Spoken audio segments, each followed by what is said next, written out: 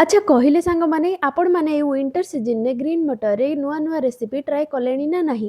ଆଜି ଚାଲନ୍ତୁ ମୁଁ ଆପଣମାନଙ୍କ ସହିତ ଗୋଟେ ବହୁତ ହି ବଢ଼ିଆ ଗ୍ରୀନ୍ ମଟରର କଚୋରିର ରେସିପି ସେୟାର କରିବି।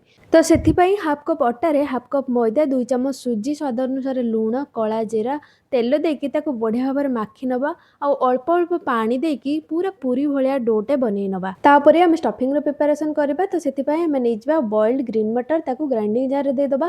ଖଣ୍ଡେ ଅଦା ଗୋଟେ କଞ୍ଚା ଲଙ୍କା ଅଳ୍ପ କିଛି ଧନିଆ ପତ୍ର ଦେଇକି ତାକୁ ପୁରା ସ୍ମୁଥଲି ପେଷ୍ଟ ବନେଇ ନେବା। ତାପରେ ଗୋଟେ ପ୍ୟାନ୍ରେ ଅଳ୍ପ ତେଲରେ ଟିକେ ହେଙ୍ଗୁ ଆଡ୍ କରିକି ସେ ପେଷ୍ଟକୁ ସେଥିରେ ଆଡ୍ କରିଦେବା। ଆଉ ସେଥିରେ ସବୁ ପ୍ରକାର ଗୁଣ୍ଡ ମସଲା ଆଡ୍ କରିଦେଲା ପରେ ସେତେ ପର୍ଯ୍ୟନ୍ତ ୟାକୁ କଷିବା ଯେତେ ପର୍ଯ୍ୟନ୍ତ ଏଥିରୁ ସବୁ ପାଣି ଶୁଖି ନ ଯାଇଛି। ଷ୍ଟଫିଂ ଟିକେ ଥଣ୍ଡା ହେଲା ପରେ ହାତରେ ଛୋଟ ଛୋଟ ବଲ୍ସ ବନେଇ ନେବେ। ତାପରେ ପୁରୀ ଭଳିଆ ଛୋଟ ଛୋଟ ଡୋ ନେଇକି ମଝିରେ ଏମିତି ସେ ବଲ୍କୁ ଦେଇକି ମୁଁ ଯେମିତି ଭାବରେ ଆପଣଙ୍କୁ ଦେଖାଉଛି ସେମିତି ଭାବରେ ୟାର ଷ୍ଟଫିଂର ପ୍ରସ୍ତୁତି କରିବେ।